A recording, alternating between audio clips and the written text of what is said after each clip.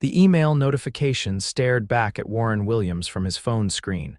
Its innocuous subject line, Westfield High 15-year reunion, causing his stomach to knot unexpectedly. Warren, now the 33-year-old CEO of Vertex Technologies, hadn't given much thought to his high school days in years. Those memories belonged to another lifetime when he was gangly, awkward, and determined to prove himself to a world that seemed intent on overlooking him. "Is everything all right, sir?" His assistant, Tanya, stood in the doorway of his corner office, 40 floors above downtown Seattle. Warren set his phone down, straightening the already immaculate row of pens on his mahogany desk. "Just an invitation to my high school reunion. Are you planning to attend?" Tanya asked, setting down a stack of contracts requiring his signature. Warren ran a hand through his dark hair, now artfully styled in a way his teenage self could never have managed. "I haven't decided." But even as he said it, a rebellious part of him, perhaps the part that still remembered being the science club president, who'd never quite fit in, wanted to show up and prove how far he'd come. 3 weeks later, Warren found himself pulling his Tesla into the parking lot of the Grand Seattle Hotel, where the reunion was being held. He straightened his custom Tom Ford suit jacket, feeling a mixture of confidence and that old familiar anxiety. The lobby was decorated with blue and gold streamers, Westfield's colors, and a banner welcoming the class of 2008. As soon as he stepped into the ballroom, Warren felt dozens of eyes turn toward him. In the 15 years since graduation, he'd become something of a local celebrity. Vertex Technologies had revolutionized renewable energy storage, and his face had graced the cover of Forbes twice. Warren Williams. "Man, I knew you'd make something of yourself, but this is next level." It was Dylan Peters, former football star who now had a noticeable receding hairline and the beginning of a beer gut. Warren shook his hand, accepting a glass of champagne from a passing server. "Good to see you, Dylan. How's life treating you?" As Dylan launched into a story about his car dealership, Warren's attention drifted across the room. That's when he saw her Madison Daniels. His stomach dropped as if he'd just plunged down the first hill of a roller coaster. Madison had been his greatest rival throughout high school, valedictorian to his salutatorian, president of the debate team that regularly trounced his science club in school funding battles, and the only person who'd ever made him question his intellectual capabilities. They'd spent 4 years locked in an unspoken competition, pushing each other to excel while barely exchanging civil words. She was standing near the bar, her chestnut hair falling in loose waves past her shoulders, wearing a sleek navy dress that highlighted a confidence he remembered all too well. What surprised him was how his heart raced at the sight of her, something that had happened even back then, though he'd always attributed it to competitive adrenaline. "Excuse me," Warren said to Dylan, who was mid-sentence about financing options. Before he could reconsider, Warren was making his way toward Madison. She turned just as he approached, her green eyes widening in recognition. "Warren Williams," she said, her voice carrying the same self-assured tone he remembered. "The prodigal genius returns." "Madison," he replied with a slight nod. "I'm surprised to see you here. I figured you'd be too busy running the world to attend something as mundane as a high school reunion." A smile played at the corners of her lips. "I could say the same about you. Though I suppose when you're on the cover of Forbes, it's important to remind everyone where you came from." Their familiar pattern of verbal sparring fell into place so naturally it was almost comforting. But something was different now, a softness behind her eyes that hadn't been there before, or perhaps he'd never noticed it. "What are you doing these days?" he asked, genuinely curious about the woman who had once been his intellectual equal. "Environmental law," she replied. "I have my own firm in Portland, specializing in corporate accountability for climate impact." Warren raised an eyebrow. "So you're the type who would have my company in your crosshairs." "Only if you weren't already exceeding compliance standards by about 300%, Madison replied, surprising him. "Your work with solar storage efficiency is impressive, Coming from Madison, this was the equivalent of effusive praise. Warren felt an unexpected warmth spread through his chest. "I've followed your career," she added, taking a sip of her drink. "Your TED talk last year about democratizing renewable energy was compelling." "You watched that?" Warren couldn't hide his surprise. "Know thy enemy," she quipped, but her smile lacked the competitive edge he remembered. The conversation flowed more easily than Warren would have expected as they caught up on the years between then and now. Madison had graduated from Yale Law, worked for the Justice Department for a few years, then started her own firm. She was passionate and articulate as she described cases she'd won against corporate polluters, her eyes lighting up in a way that made it difficult for Warren to look away.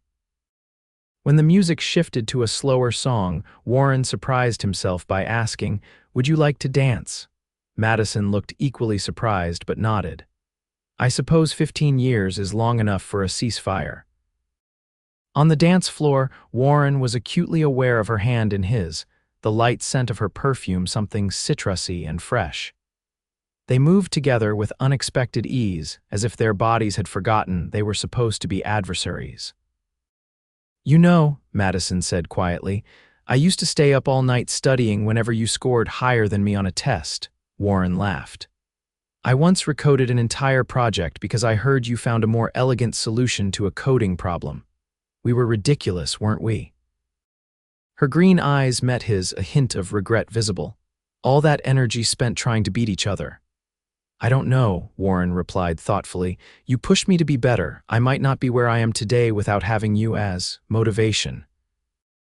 The song ended, but they remained close for a moment too long before stepping apart.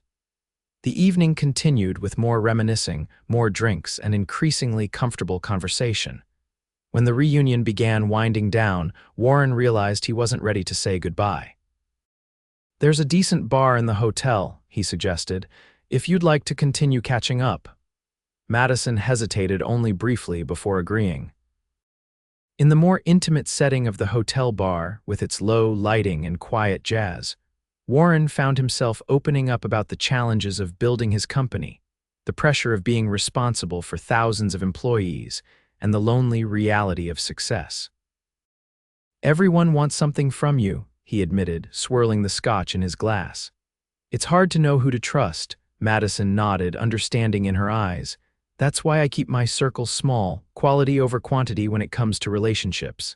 "And is there someone special in that circle?" Warren asked, trying to sound casual. A small smile played across her lips. "Not currently. My last relationship ended about a year ago. He couldn't handle my work schedule." She raised an eyebrow. "What about the illustrious CEO?" "I imagine women are lining up for the position of Mrs. Williams." Warren laughed, but it sounded hollow even to his own ears. "Dating as a CEO is complicated. Most women are more interested in what I am than who I am."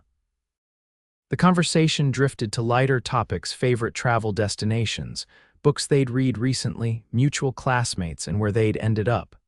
It was nearly 2 a.m. when they finally decided to call it a night. "I'm staying here at the hotel," Madison said as they walked toward the elevators. "My flight back to Portland isn't until tomorrow afternoon." "I have a penthouse in the city," Warren replied, "but I've had too much to drink to drive." He hesitated. "I should probably get a room." They rode the elevator in comfortable silence until it stopped at the 14th floor Madison's. "Well," she said, holding the door open, "this was unexpectedly pleasant, Warren.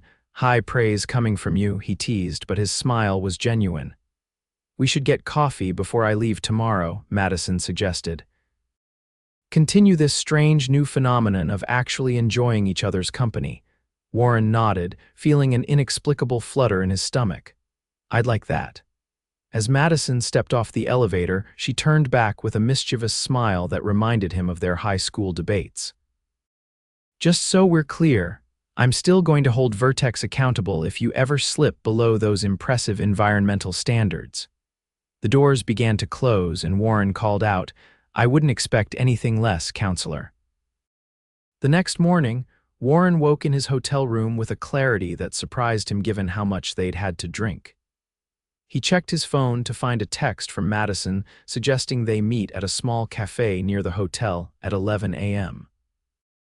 He found himself spending more time than usual choosing his outfit, settling on dark jeans and a cashmere sweater that his image consultant had once told him humanized him in a way his suits did not.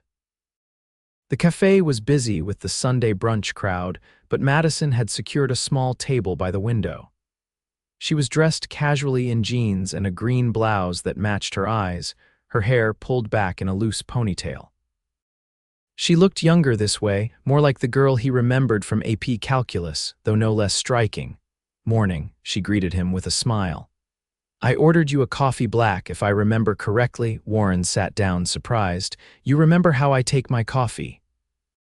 You used to bring a thermos to 0 period every day. I noticed things about my competition," she admitted with a shrug. "Plus, it fits your personality, straightforward, no frills." "And what would your coffee say about you?" he asked, taking a sip of the perfectly prepared brew. Madison lifted her mug, a latte with an artistic swirl in the foam. "That I appreciate beauty and complexity, but I'm still fundamentally practical," Warren laughed. "I think that's fairly accurate." Their conversation flowed as easily as it had the night before, but in the daylight, Warren found himself noticing more the light freckles across her nose, the way she used her hands when she talked about something she was passionate about, the genuine interest in her eyes when she listened to him speak. "I have a confession," Madison said after they'd finished their second cups of coffee. "I've been following your career pretty closely over the years." Warren raised an eyebrow. Still keeping tabs on the competition, she shook her head, looking slightly embarrassed. "It stopped being about competition a long time ago. I was impressed by what you were building. The way you prioritized ethical manufacturing and sustainable practices from the beginning, when most tech startups were just focused on growth at any cost." "That means a lot coming from you," Warren said honestly. "Though I have a confession too, I've read every major case your firm has handled. Your argument in Richardson v. Pacific Northwest Logging was brilliant." Madison's eyes widened in surprise. "You read legal briefs in your spare time."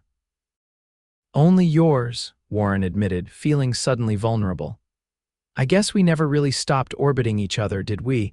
There was a moment of charged silence between them, broken when the server came to clear their cups.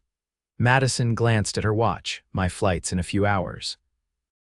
I should probably head back to the hotel soon." Warren felt a pang of disappointment. "When do you need to be at the airport?" "Around 2:30. "That gives us a couple of hours," Warren said, making a spontaneous decision. "There's something I'd like to show you if you're interested." Madison looked intrigued. "Lead the way, CEO." 20 minutes later, they were riding the elevator to the top floor of the Vertex Technologies headquarters. The building was mostly empty on a Sunday, with just a few security personnel who nodded respectfully at Warren as they passed. "This is impressive," Madison said as they walked through the open-concept main floor with its living walls of plants and expansive windows overlooking Puget Sound. "Wait until you see the best part," Warren replied, leading her to a private elevator that required his thumbprint to activate. The doors opened onto the rooftop, but instead of the typical corporate rooftop with a few token plants, they stepped into a lush garden with pathways winding between raised beds of vegetables, herbs, and native flowering plants. Beehives hummed in one corner and a small greenhouse gleamed in the morning sunlight. "We grow food for our company cafeteria," Warren explained as Madison took it all in with wide eyes. "And the excess goes to local food banks." The solar panels on the greenhouse roof power the entire garden system. "Warren, this is amazing," Madison said, walking slowly along one of the paths. "Did you design this?" He nodded, feeling a surge of pride at her genuine admiration. "It was one of our first projects after the company became profitable. I wanted to create something meaningful, something that gave back." Madison stopped to examine a plaque beside a section of native wildflowers. "Pollinator Habitat," she read aloud, "dedicated to the memory of Eleanor Williams." She looked up at him questioningly. "My mother," Warren explained quietly. "She was an environmental science teacher.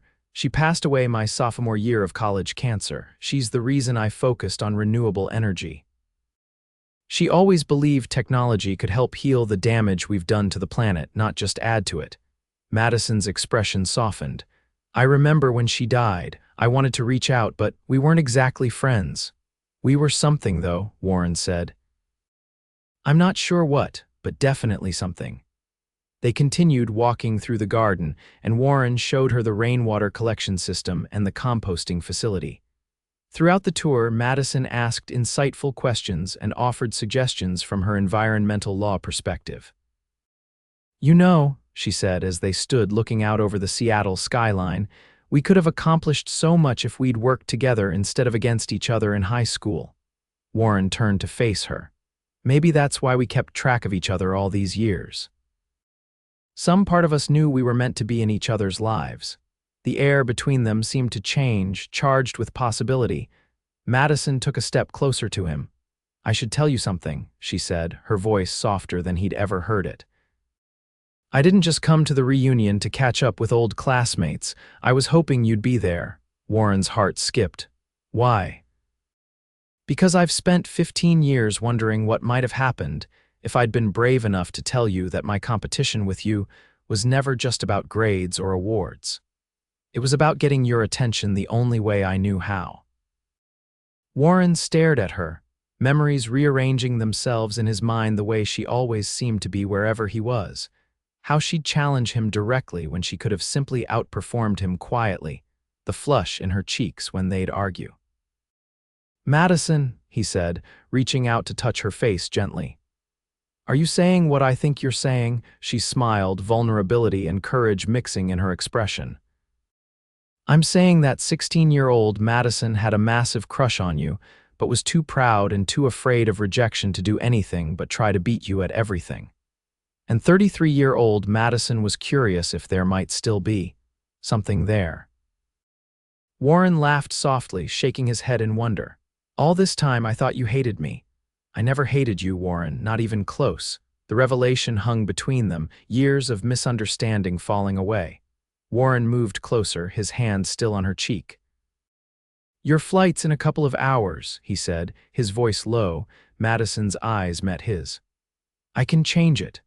The kiss that followed was nothing like Warren would have imagined, not that he'd ever consciously allowed himself to imagine kissing Madison Daniels.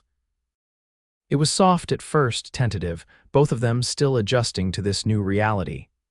But then Madison's arms wrapped around his neck, and the competitive spirit that had always defined them took over in a different way. The kiss deepened, 15 years of unacknowledged tension finding release. When they finally pulled apart, both slightly breathless, Warren rested his forehead against hers. Stay, he said simply. Just for a day or two, let's figure out what this is. Madison nodded, a smile spreading across her face. I suppose I should inspect Vertex's environmental compliance more thoroughly. For professional reasons, of course. Of course, Warren agreed with a laugh. Purely professional. Madison did change her flight, extending her stay in Seattle for 3 more days. They spent them rediscovering each other not as rivals, but as the adults they'd become. Warren showed her his favorite parts of the city, places tourists never found. Madison challenged his thinking on corporate responsibility in ways his board of directors never dared. They talked late into the night about their families, their hopes, their mistakes. Warren learned that Madison's drive came from growing up with a single mother who had worked 3 jobs to give her opportunities. Madison discovered that behind Warren's success was a deep-seated fear of failure that had propelled him forward, but also kept him isolated. On her last night in Seattle, over dinner at a small waterfront restaurant, Madison reached across the table to take Warren's hand. What are we doing here, Warren? She asked, the directness he'd always admired in her coming to the surface. I live in Portland. You're here. We have established careers, separate lives. Warren squeezed her hand. I don't have all the answers, Madison. But I know that finding you again, really finding you this time, feels important. Too important to just let go because of logistics. So what do you propose? She asked, a hint of their old competitive banter returning. a proper cost-benefit analysis of potential relationship scenarios. He laughed. Actually, yes, that sounds exactly like something we would do. They spent the rest of dinner playfully creating pro-con lists and decision matrices, but beneath the humor was a genuine evaluation of possibilities. Portland was only a 3-hour drive from Seattle. Both of them had the flexibility in their positions to work remotely when needed, and the connection they discovered felt worth the effort. We could alternate weekends, Warren suggested as they walked along the waterfront after dinner, hand in hand under the twinkling city lights. And I've been thinking about opening a branch office in Portland anyway. Madison raised an eyebrow. Don't make business decisions based on whatever this is becoming. It's a sound business decision regardless, he insisted, but I won't pretend the personal incentive isn't there. When they reached Madison's hotel, they stood outside, reluctant to say goodbye. The past few days had been a revelation, showing them both what might have been possible years ago if pride and competition hadn't blinded them. I'll call you when I land tomorrow, Madison promised. Warren nodded, pulling her close for a kiss that he hoped conveyed everything he wasn't quite ready to say aloud. This isn't goodbye, he said against her lips. It's just the beginning. Over the next 6 months, they developed a rhythm. Alternating weekend visits, video calls during the week, and the occasional week-long stay when schedules allowed. Warren did open the Portland branch office of Vertex, though he was careful to ensure it made strategic sense beyond giving him an excuse to be in Madison City more often. Their relationship wasn't without challenges. Both were strong-willed, accustomed to being right, and sometimes their old competitive dynamic would resurface in heated debates about everything from politics to where to have dinner.